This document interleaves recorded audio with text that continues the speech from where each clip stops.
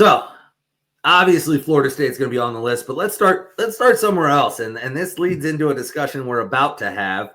But the I guess they did this in backwards order, maybe. No, this is the number one most disappointing team in college football was the Michigan Wolverines. Do you remember what they were ranked preseason? Yeah, they were ranked top 10, but after number 9. After this weekend, that's the illusion. Well, here's the thing. That's the illusion. This weekend definitely makes their season. I mean, they won't come out and say it, but they won the Super Bowl on Saturday. Oh, yeah. And we'll get into it, and we'll talk about it. But they won the Super Bowl Saturday because as a Buckeye fan or a Wolverine fan, if you're going to have a 7-5 season, as long as one of those 7 wins is against the team up north or the team down south, that's a successful season almost. Like, yeah, you want to be in the playoff conversation. You want to be competing for Big Ten titles, but there's something sweet about being on the verge of 6-6 and beating the number 2 team in the country, right? It's a lot of, we have gone pretty hard on Sharon and everybody up there, and this was what we were talking about all week. The records don't matter. Mm-hmm. and we'll leave that discussion about Sharon and Ryan Day and all that for when we actually talk about the game. But the next one, and I think this maybe I would put it number 1 on the list, right? It's the cover. Florida State, man. That has to be the most disappointing season of any school maybe ever.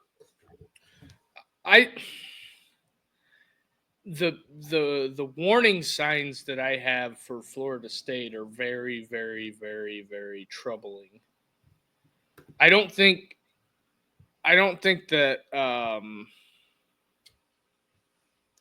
Norvell forgot how to coach football, but there's something wrong there. Because firing the offensive and defensive coordinator, and then I seen a stat before we got on live today.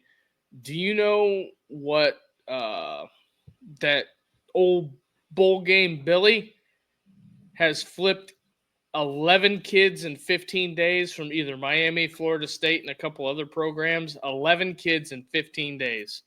Well, that doesn't shock me. And if I am Florida State, we're down bad, and you're stuck with Norvell for a while.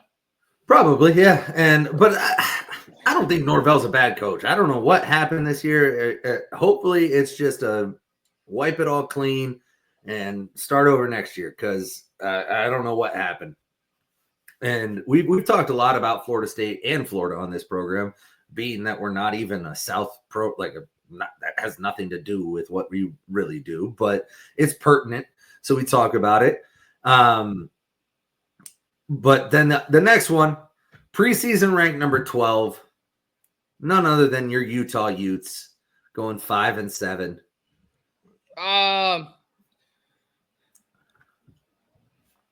Zach hits the nail on the head here. But Zach, we don't need to give Duke any more ammo for his bullshit. Like, I was a Florida fan for years. Ding, ding. Yeah. Breaking news: Dana Holgerson hired offensive coordinator at Nebraska. Oh, okay. Well, he was already the OC, right? Well, I think there was a weird, there was no title given. He was just calling plays or something? Yeah. Gotcha. Yeah. Utah did have one Big 12 win, ZD. Utah, they don't have, that program is predicated on, very simple things. I guess Cam Rising's going to be back next year. All right. Let's talk about that for a second. Why do you even want him back? It's been 2 years of the same shit. He didn't play 2 years ago. He hardly played this year, and he wasn't that good when he did. Well, here's the problem with those jobs, in which, especially being in that neck of the woods. Keani Sataki, I believe, is the head coach at BYU. You have to find people that want to be there. Kyle Whittingham wants to be there, obviously. And I mean, Kyle Whittingham, a fun fact about him, he hosted Sean Salisbury, former USC quarterback, on his visit to BYU. Think about that. That's Kyle Whittingham hosted Salisbury on a recruiting visit at BYU. So, a little fun fact about Kyle Whittingham there. Yeah, well, there you go. He's washed. Yeah, Cam Rising would be like an 8-year vet right now, struggling to get a backup job if he could even find one, or a practice squad job. I don't think Cam Rising's an NFL quarterback.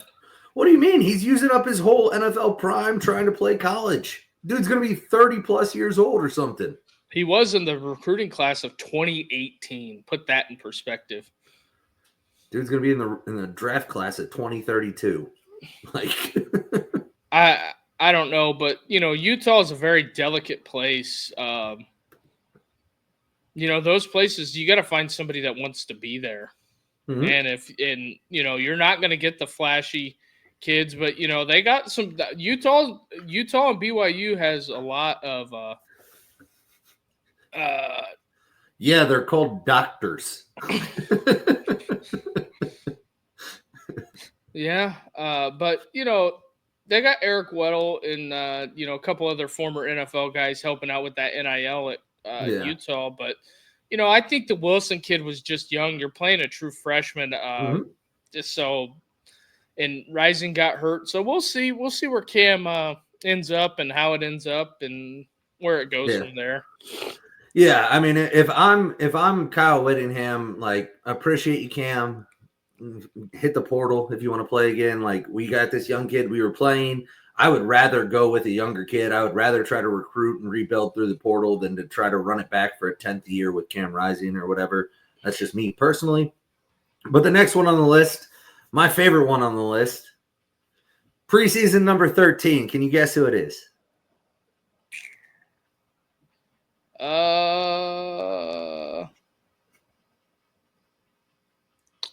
No idea. The Fighting Brian Kellys.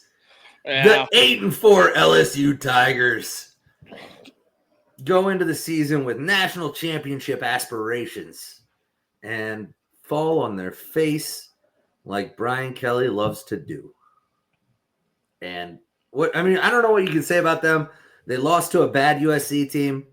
Notre Dame just showed you they're a bad USC team again, as did several other schools throughout the year. They lost to a bad Florida team. They lost to, I forget who else they lose to, probably Tennessee, and it doesn't matter. They lost 4 games. They were supposed to be a national championship level team. And Brian Kelly. They lost to Florida. I do know that. I said that. Yeah, I said that. And then Brian Kelly does what Brian Kelly does. And he lost big games, and then he lost a couple games he shouldn't have lost. And I've seen some rumblings out there about some of their recruits that obviously they just lost Bryce Underwood, the number 1 recruit in class. He's going to Michigan, and they might lose a couple others. And Derek Meadows is going to Bama. Yeah, I guess he's crystal balled. Mm-hmm. Derek Meadows is going to Bama. So there's 2 of his big recruits already out. Here's a good one. Not a bad USC team, just a poorly coached one. I like it. That's fair, and we'll discuss that as well. But I don't know how good they are. I mean, Miller Moss is going to be heading to God knows where. They had the top 4 schools for him were Michigan, Auburn, Louisville, and Iowa. If I was him, I would go to Louisville with Brom. For sure, because if he goes to Michigan or Auburn, he's going to get beat out. I don't. They didn't just pay Bryce Underwood $20 million or whatever to have him come sit. And Deuce Knight definitely beats him out. But you still don't think Deuce Knight's signing with Auburn, so I don't know yet. I mean, it's gonna come down. It's gonna come down to the wire. We'll see how that. The whole signing day Wednesday is gonna be a madhouse. wait, when did James Franklin make the playoffs? They're in. Yeah, I know, but Brian Kelly made the playoffs when it was 4 teams. Yeah.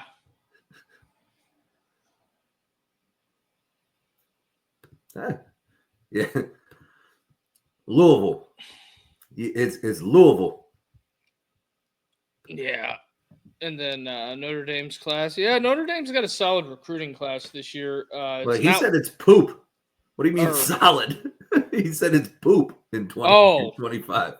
It's not poop. It's not. That's not true. It's still good.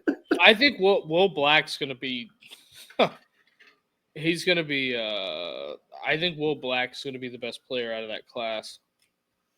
And then the next one, and we'll finish these out in record time here because nobody gives a shit about any of these.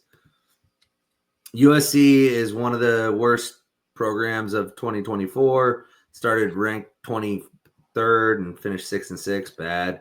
Kansas 22nd, 5-7. Arizona 21st, 4-8. Oklahoma State number 17, 3-9. Oklahoma number 16, 6-6. NC State, who cares? 24, 5-7. So, but those are the main classes and or main programs. I expect better than a top 20 class as well. I will say I haven't looked at the rankings in the last couple of weeks. I think they're still top 15, right? Yeah. Well, not getting Meadows and Deuce Knight didn't help that. Yeah, they lost Ivan Taylor. They didn't get Meadows. They lost Deuce Knight. You can go back into the archives of the show, like go back to some of our recruiting topics back in the spring and early summer. And I told you, you guys, like I remember we did a show specifically about Derek Meadows, I think it was, before he signed. And I said that was a key commitment because it was going to be key to keeping Deuce Knight. But also, if you lost him, you already lost Ivan Taylor. And we both were in agreement at that point that they were going to lose Deuce Knight. There just wasn't enough depth in the class to replace losing players of that caliber. And that's why, I mean, you can go way back. And like, I remember when Notre Dame had the number 1 recruiting class in the country. You remember that? Yeah. 20 some commits and everybody else had like 12. And I was like, guys, it's great. We have a lot of momentum in recruiting right now. The hard work hasn't begun. Like the hard work is keeping these guys now, and they've lost a lot of them. And that's just that's par for the course with Notre Dame recruiting, unfortunately. And we can get into that this offseason about how to fix that, how to change it. Exactly. Notre Dame's always number 1 in May. You know why? Because Notre Dame spends so much time upfront recruiting that kids fall in love with Notre Dame, but then they don't have the backing when it comes. Like SEC schools have this down. And that's why, like, look at recruiting rankings in May and June. Hardly any of the SEC schools that are going to finish at the top of the rankings are up there because they go, no, we're gonna get the kids once the season starts. We've been slow. They slow play it, and we'll get into that more this offseason because I do have some ideas on how Notre Dame can fix it. And one of them I said preseason was go 12-0. They didn't do that. Go to the college football playoffs. They're going to do that. Make a run. Win at least 1 game is what I said. Now, I think the way that the playoffs is shaping out, you're going to have to win 2. But if you can do that, and I put the caveat on there that you got to put some dudes in the NFL on the offensive side of the ball, and they're not going to do that because their defensive recruiting is phenomenal. And it will continue to be because they keep putting dudes in the NFL. But that's more of off-season topic. I don't want to spend too much time on it.